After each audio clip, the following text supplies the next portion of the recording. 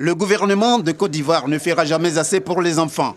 Il décide de mettre à disposition pour leur prise en charge sanitaire une somme de 5 milliards de francs CFA.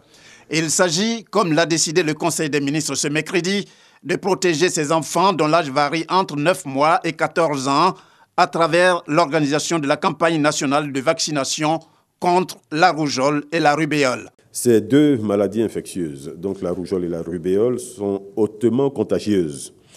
Elles surviennent souvent sous forme d'épidémies et qui sont susceptibles d'entraîner un nombre élevé de décès pour la rougeole ou de malformations congénitales pour la rubéole. La prévention, à ce jour, est la seule option de lutte contre ces maladies, puisqu'il n'y a pas de traitement. Le vaccin rougeole-rubéole donc confère à l'enfant une protection à vie. Aussi, le Conseil a décidé, en complément de la vaccination de routine, de renforcer la lutte contre ces maladies avec une campagne de vaccination de masse. Cette campagne sera organisée dans tout le pays, dans les 83 districts sanitaires de notre pays, entre le 26 janvier et le 4 février 2018. Il s'agit ici de protéger 13 millions d'enfants de 9 mois à 14 ans. Le coût de cette vaccination est estimé à 5 milliards de francs CFA, donc qui seront supportés par le budget de l'État de Côte d'Ivoire et par nos partenaires au développement, en l'occurrence ici, le Gavi. Le Conseil des ministres a aussi rappelé l'importance du projet d'urgence à l'éducation de base, PUAEB.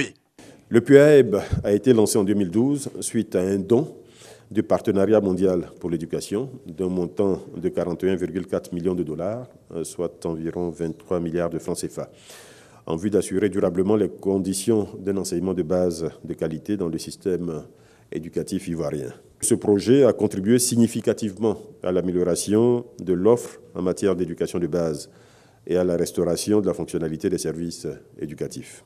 Au niveau du primaire, par exemple, le projet a contribué au renforcement de l'offre scolaire à travers la réhabilitation de 270 salles de classe et la construction de 1002 salles de classe équipées dans 267 localités.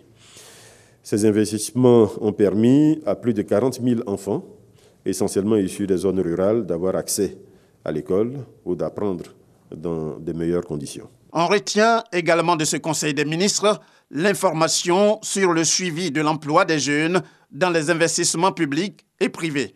Il s'agit d'un outil de promotion de l'emploi qui permettra au gouvernement d'intégrer et de mettre particulièrement l'accent sur l'indicateur emploi en faveur des jeunes dans toutes les initiatives qui seront prises dans notre pays en matière d'investissement, aussi bien par le privé que par le public. En évoquant par ailleurs la place qu'occupe aujourd'hui le secteur minier dans l'économie, avec surtout l'or, dont la production passe de 12 à 25 tonnes.